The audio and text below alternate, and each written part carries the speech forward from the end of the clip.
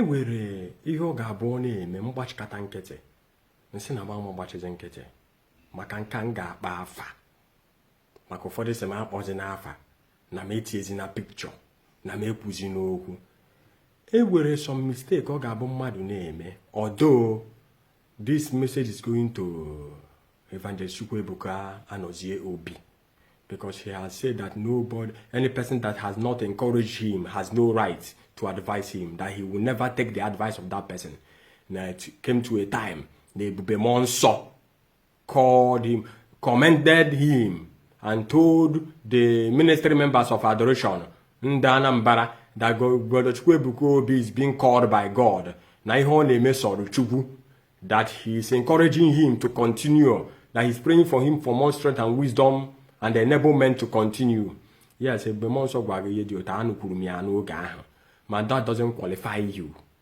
That doesn't make you that to be the best. Or na inaha dahi mo ni inaha emehe.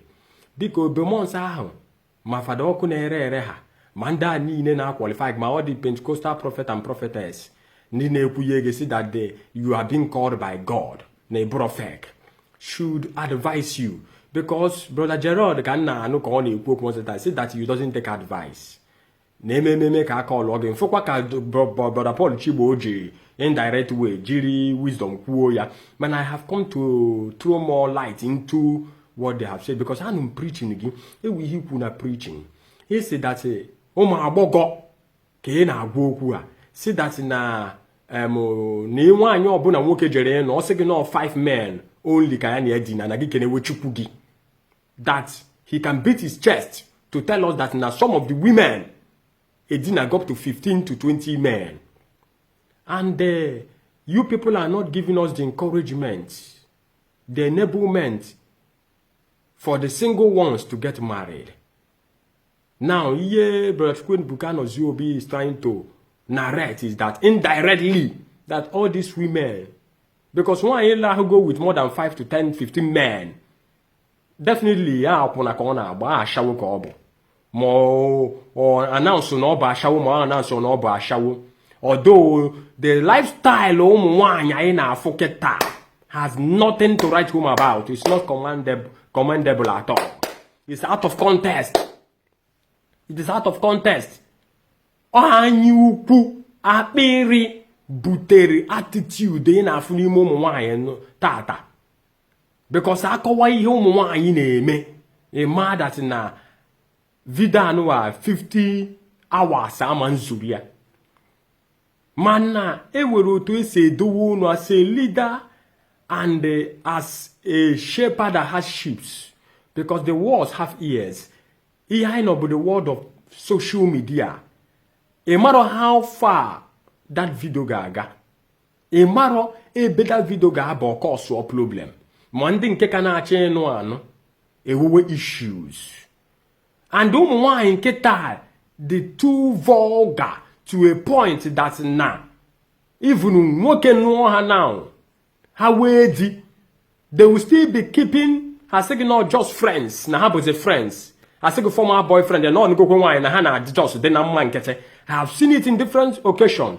I have seen one today on a chi nudi, on a chi ibanabedi, omegene, ojeku boyfriend, there's no j settle ya, he bear aqua, nori karatani moha, wakaritani moha. Then the next day, if you go you where then gang climb altar. And that doesn't mean that they doesn't have virgin. There are still virgins. Virgin. Despite how that person is looking. Also, we are tentanimo, me eyebrow, me tie airachisi, gasa roya, menka menkozo, boishia look over too rugged nanya, aka woman wine the descent in obudaye. So let us not condemn each and every one of them, that all of them is the same 10 and 10 pence. Because chuchuka na-echu nwanya na-achị eri ha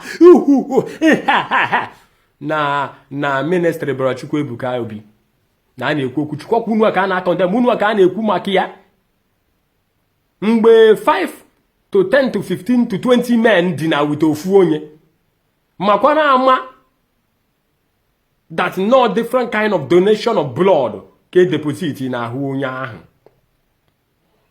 And makwara ama that all those blood, all those particle deposition were consequences on our represent.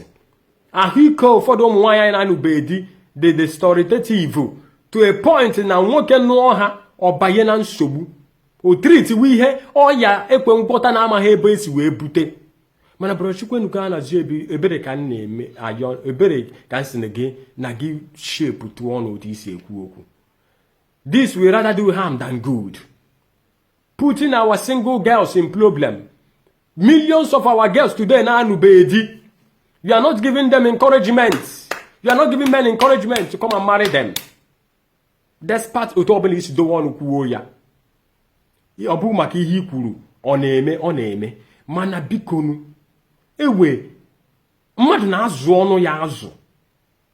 Mmadụ na-azụ ọnụ. If you truly you are a virgin, you will know when to say things and when not to say things, and where to say things and how to put it. Because ị na-ekwu ya ka ọ ga-esi wee do ụda.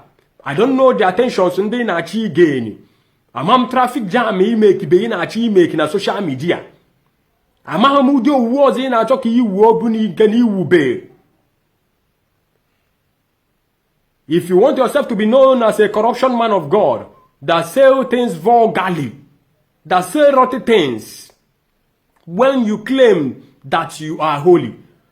For I know the Bible says that righteousness exalts a nation, but sin is a reproach. Ọbụrụkwa mgbe mmadụ je ruo aka n'ike sie n'imi, ọbụrụkwa mgbe mmadụ ji ọnụ sie efele o, ọbụrụkwa mgbe mmadụ je kwa iko o, bụ sọsọ njọ ahụ. Nke ọnụ kakwa nke emere eme, kama ị ga-ekwu n'ọnụ na-emeghe ma ọ kakwa mma na ị mere eme than ikwu ekwu. Because most of these people you are trying to expose, you have not heard things from them. Ewebi ihe nụrụ ha kwuru n'ọnụ ha. You have never heard them say anything. Ị na-ekwu ha na-amụ ga-amụ. And the way you are pointing people, vigoring people out when you are trying to throw prophecy, because him and only out the desperate for prophecy. By then, he said, "Kedi ye are eji wee dacha ada."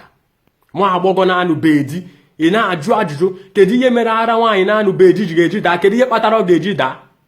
Ara ha na-agba mmiri, ama m ihe ọnụ ụmụ nwoke ji gagide ebe ahụ, ngide ara ahụ, ma m, I don't know what to say ga-ada ara ahụ, because I'm trying to ask questions.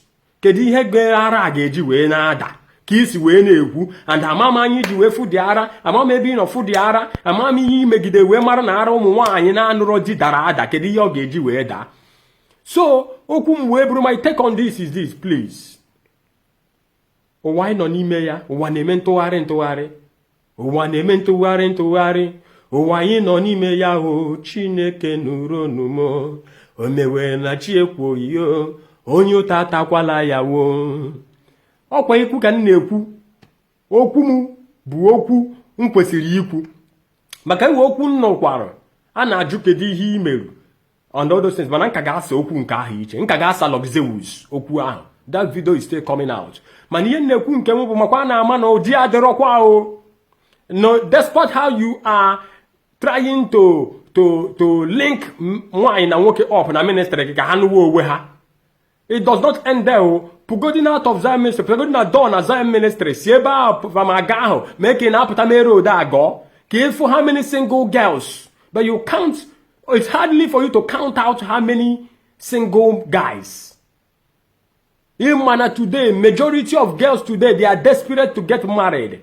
Most of them there, what you are saying, had the bittered about it, but they don't know how to face you. Because you are the man on the microphone. You are the microphone magician.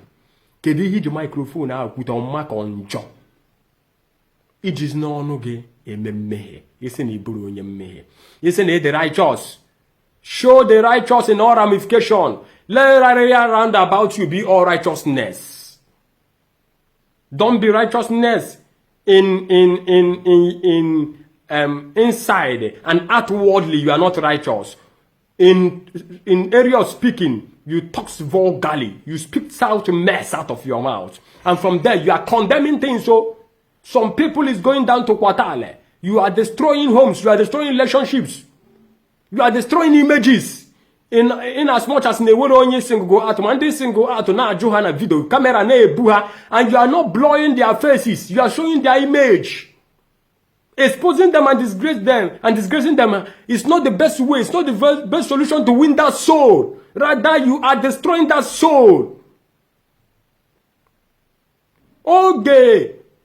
Jesus according by the Bible. And to the woman Jesus Christ asked those men question. If any of you that have not sinned should throw stone on this woman, all of them immediately dropped their stone and went back. That God said, Jesus Christ told that woman, go home and sin no more. Obiara question, obiara kocha wia. Obiara kuwe, umwoko one kageni ya dinago. Mmado one kageni ya kwakori katago. Tofia kwa gihera de mego yi meteru. Ụfọdụ ụmụ nwoke ahụ na-achụ nwaanyị aka atụọ ya okwute nene ha anya oge nke ahụ ha na nwaanyị ahụ ewechekwe mmọkọ ha na nwaanyị ahụ edinachakwa ahụ mana mbọsị a bịara igbu ya ka a bịa tụgbuo ewete okwute ndị ahụ niile gbapụta nwaanyị ahụ na-ene ha. But I have to say this, the earlier the better, because mmehie mmadụ mecheru, because mgbe polisi ga-abịa ịkpọrọ gị a ga-asị gị whatever you say or do will be used against you in the court of law.